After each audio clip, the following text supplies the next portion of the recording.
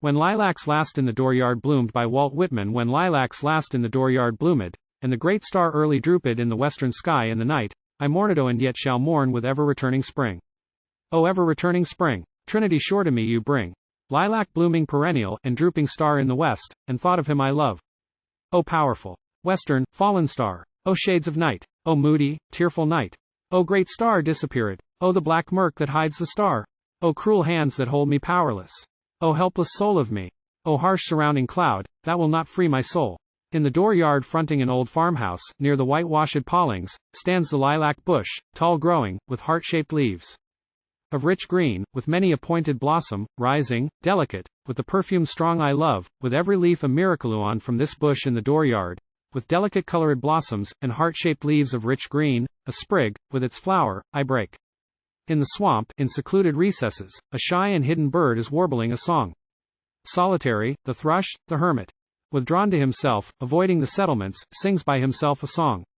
Song of the bleeding throat. Death's outlet song of life. Oh, for well, dear brother, I know if thou wast not gifted to sing, thou wouldst surely die.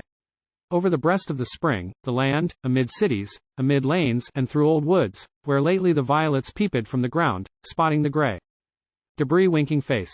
Amid the grass in the fields each side of the Lanieso, passing the endless grass, passing the yellow-speared wheat, every grain from its shroud in the dark brown fields uprising, passing the apple tree blows of white and pink in the orchards, carrying a corpse to where it shall rest in the grave, night and day journeys a coffin.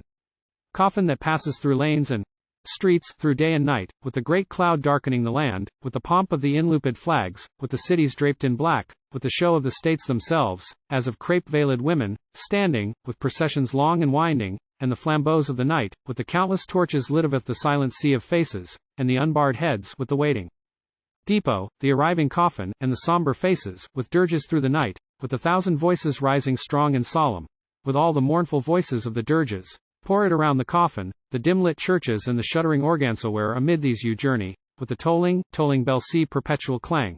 Here, coffin that slowly passes, I give you my sprig of lilac. Nor for you, for one, alone, blossoms and branches green to coffins all I bring, for fresh as the morning gothis would I carol a song for you, O sane and sacred death. All over bouquets of roses, O death, I cover you over with roses and early lilies, but mostly and now the lilac that blooms the first, copious, I break the sprigs from the bushes, with loaded arms I come, pouring for you, and the coffins all of you, O death.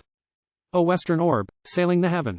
Now I know what you must have meant, as a month since we walked, as we walked up and down in the dark blue so mystic, as we walked in silence the transparent shadowy night, as I saw you had something to tell, as you bent to me night after night, as you drooped from the sky low down, as if to my side, while the other stars all looked unwinking face.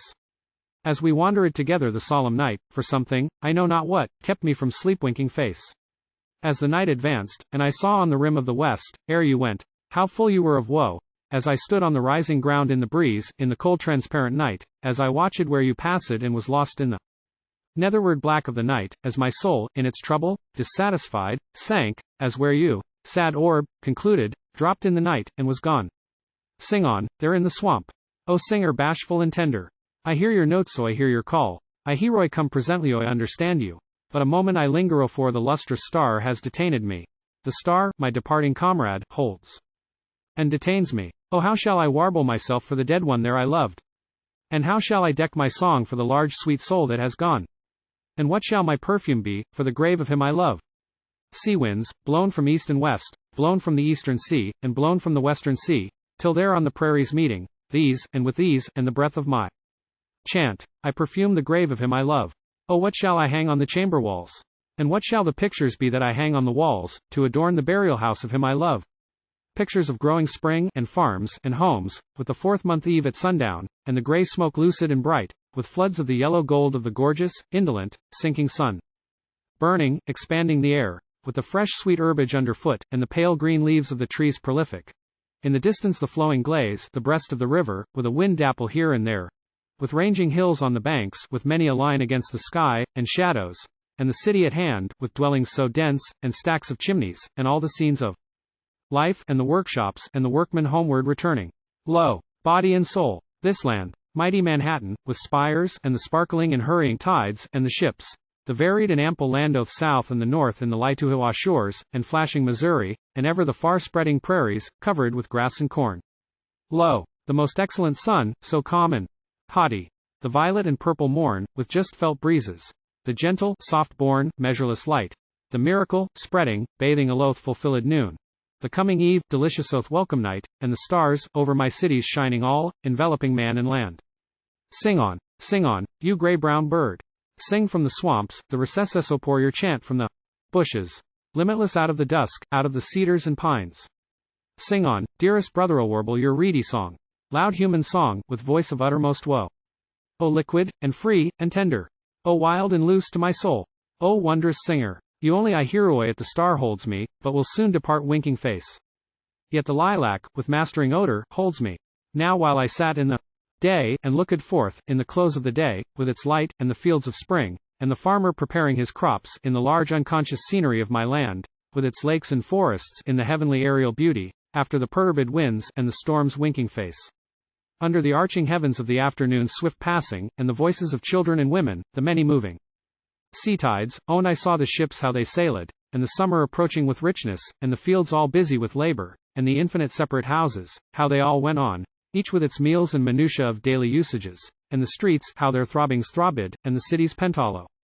Then and there, falling upon them all, and among them all, enveloping me with the rest, appeared the cloud, appeared the long black trail, and I knew death, its thought, and the sacred knowledge of death.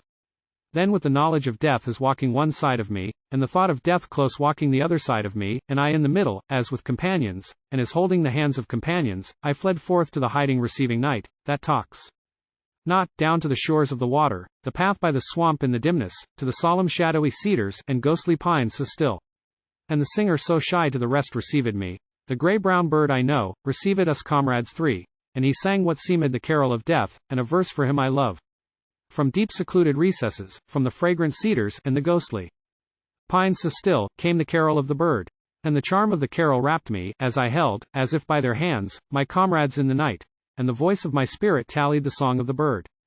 Death carol. Come, lovely and soothing death, undulate round the world, serenely arriving, in the day, in the night, to all, to each, sooner or later, delicate death.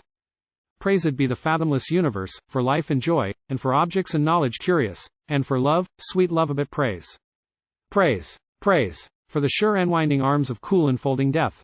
Dark mother, always gliding near, with soft feet, have none chanted for thee a chant of fullest welcome?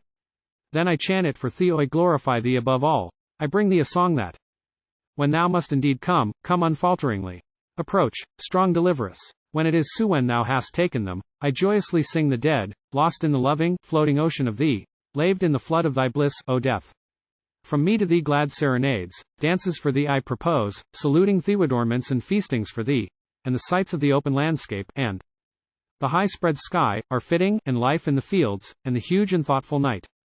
The night, in silence, under many a star, the ocean shore, and the husky whispering wave, whose voice I know, and the soul turning to thee, O vast and well-veiled death, and the body gratefully nestling close to thee.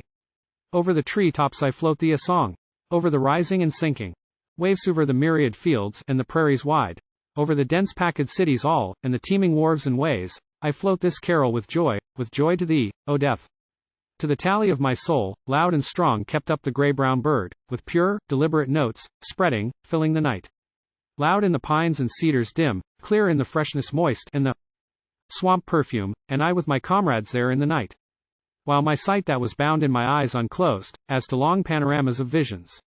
I saw askant the armies, and I saw, as in noiseless dreams, hundreds of battle flags, borne through the smoke of the battles, and pierced with missiles, I saw them, and carried hither and yon through the smoke, and torn and bloody, and at last but a few shreds left on the staffs, and all in silence.